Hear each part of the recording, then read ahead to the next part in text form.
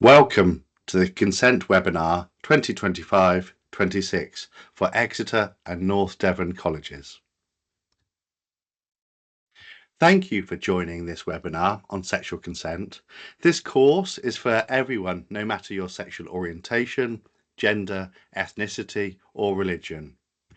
This webinar matters because any kind of sexual activity without consent is considered sexual violence, and you, together with your college community, can help to prevent it. We're keen for you to engage in this content as it not only gives everyone a clearer understanding of consent, but it also gives everyone knowledge of the importance of communication and challenging misconceptions or myths around consent. However, it's hard to predict how hearing about these topics will affect us, so please keep in mind that your well-being is paramount. If you start to feel overwhelmed by anything that's being covered, then feel free to mute, take a break, and view the content at a time that better suits you. This webinar can be found on your college website. For those of you that may have lived experience of forms of harassment and/or sexual misconduct or sexual harassment, then please feel free to scan the QR code, fill in the opt-out form, and exit this webinar now.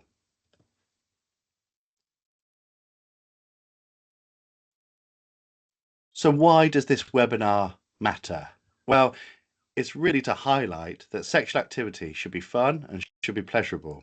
By improving your knowledge and your understanding, you will be better equipped to build joyful, healthy, and respectful relationships. Consent matters because sexual consent can be mistakenly assumed or misunderstood.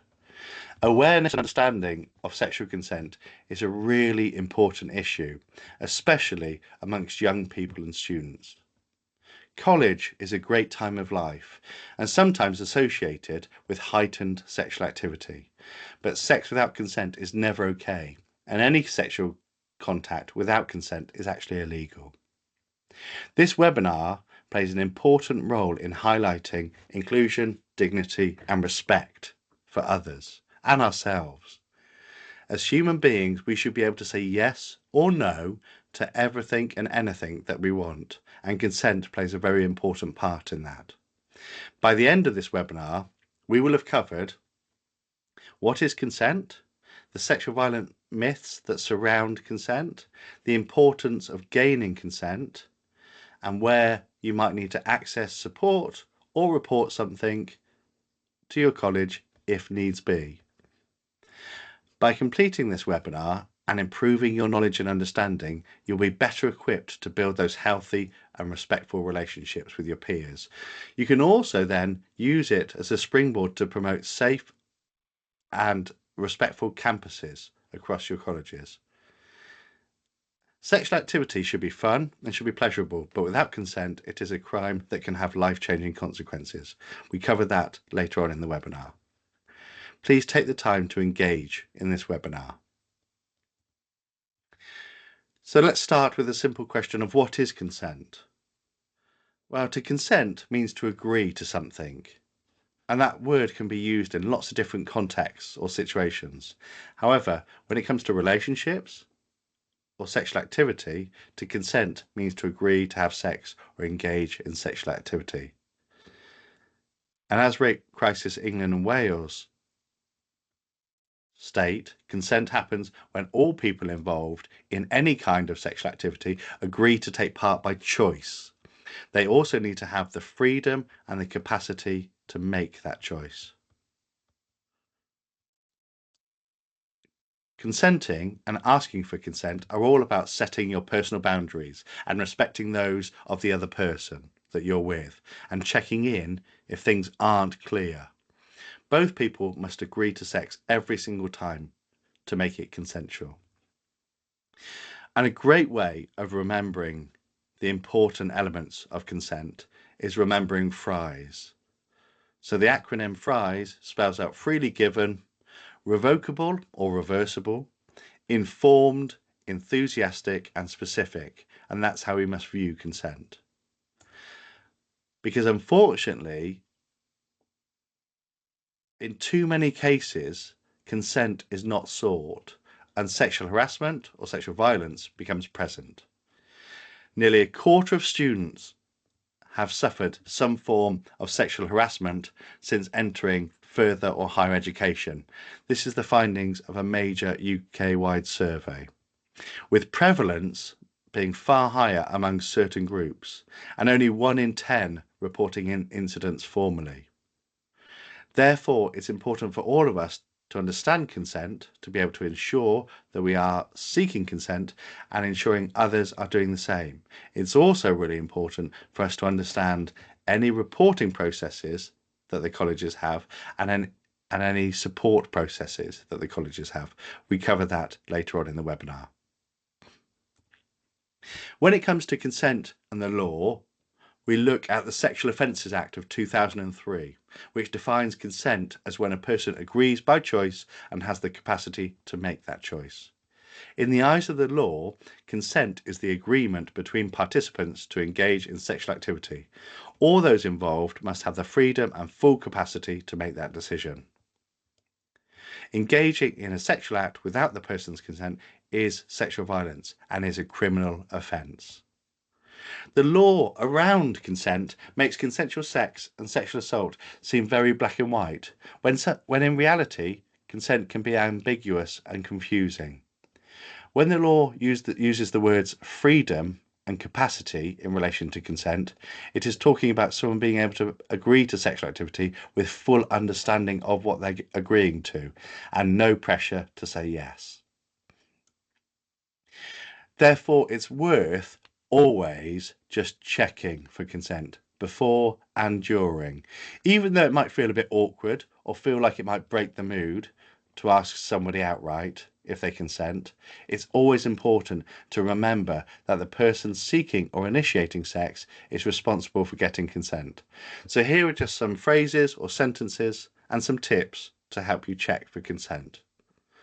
Sometimes you might need to use body language, and actually body language can be really important within the framing of consent. If you're seeking consent, you must also consider non-verbal cues that include body language or facial expressions to ensure that that person is comfortable with what's happening. If you find it difficult to read those non-verbal cues, you should make sure to ask for clear, direct verbal communication if somebody is not comfortable with what's happening. And it's also important to check and then check again. Every time you start a new type of sexual activity, check with the person that they're okay. Stop if there is any doubt. And it's critical to understand that silence is not a yes. Do not take silence or the absence of a no to indicate consent. And remember, a person has the right to change their mind at any point. If they want to stop even after having given consent up to that point, then they have every right to change their mind.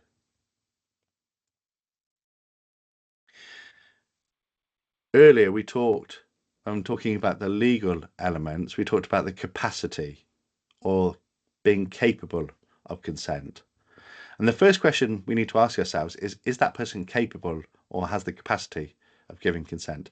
If they're impaired due to alcohol or drugs, then you should assume that they're not able to accurately judge the situation to give their consent. Equally, if someone may have a learning disability, they may have potentially been spiked. We need to be aware that may inhibit their ability to give consent. It also goes without saying that if they are unconscious, then they can no longer give consent, even if they gave it beforehand.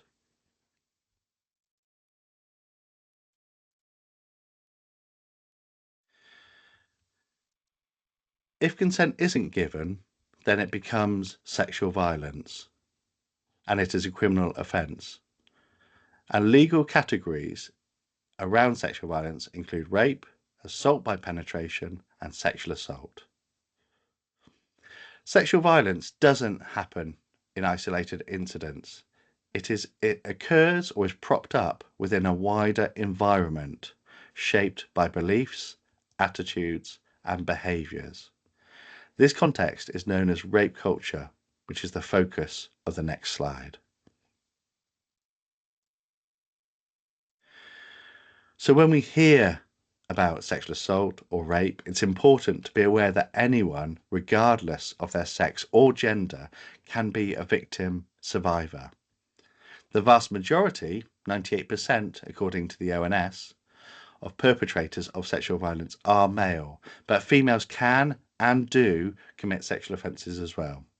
Men, women, trans, non-binary and gender fluid people are all victim survivors. It is worth acknowledging and recognising that people in the LGBTQ plus community experience higher levels of sexual violence than those that are not. Therefore, any jokes, comments, the misuse of banter, maybe at a victim's expense, or jokes about committing sexual harms towards somebody, the minimisation of the harm caused, casting the alleged perpetrator as somebody with good character, blaming a victim for acting in a certain way or dressing in a certain way, and stereotyping genders can all contribute to a culture that normalizes sexual violence. Media, and in particular social media narratives, can also significantly contribute to these attitudes and beliefs as well. So it's worth challenging these behaviours that minimize the harms around sexual violence.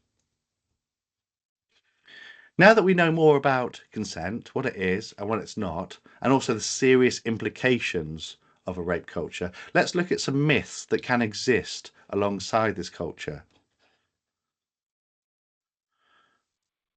So sometimes people talk about rapes being committed by strangers, and actually that's inaccurate. Most female victims and survivors, around 86%, are raped by somebody that they know, 50% are attacked by somebody they know, and 25% are attacked by a partner or an ex-partner. Victims are often sexually assaulted when they are living, studying, or working. Another myth is around victim blaming. So if the victim didn't say no or complain at the time, then it can't be rape. If you dress in a certain way, you're asking for it. That's another myth.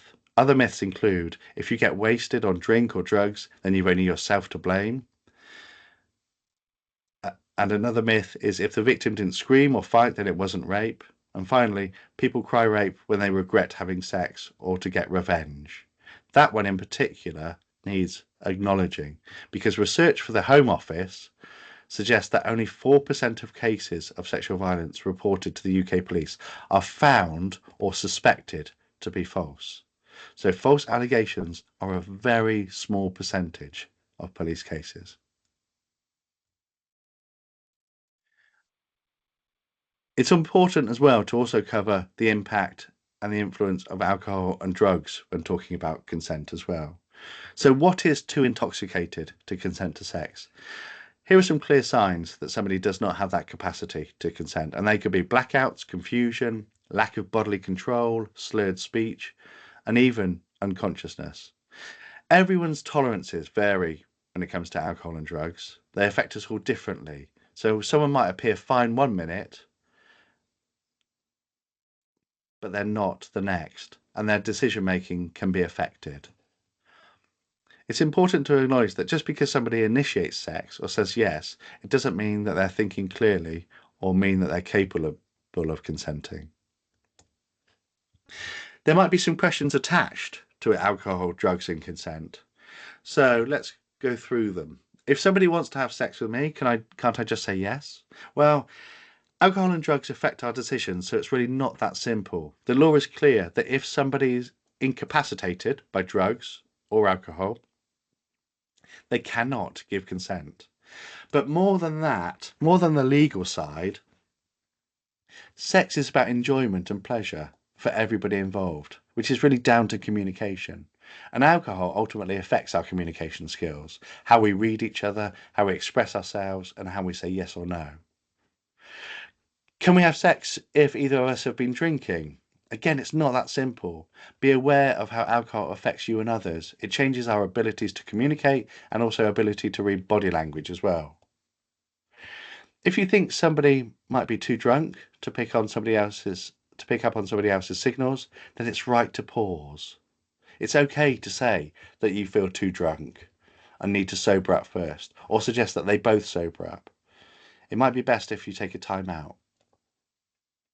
Our behaviour can change very quickly when under the influence of alcohol and or drugs.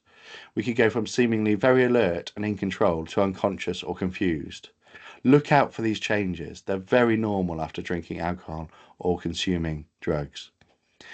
If they do start to fade out of consciousness or lose bodily control, slur their speech or seem confused, then stop right away. And if you're still unsure, just stop and ask. Silence or hesitation is not a yes. Communication is key in all of this. Because the consequences of not seeking consent or checking repeatedly for consent are extreme. A police investigation, prosecution, and long-term harm can be the result of not seeking consent.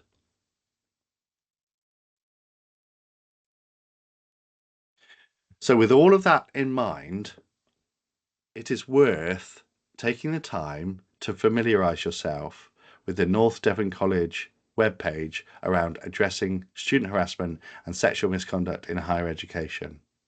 If you have been affected by anything in this webinar, or if you're affected at any point with anything in regards to consent, then please use this webpage to find and access the support you might need or to report an incident. On this webpage, you can find informal reporting or formal reporting.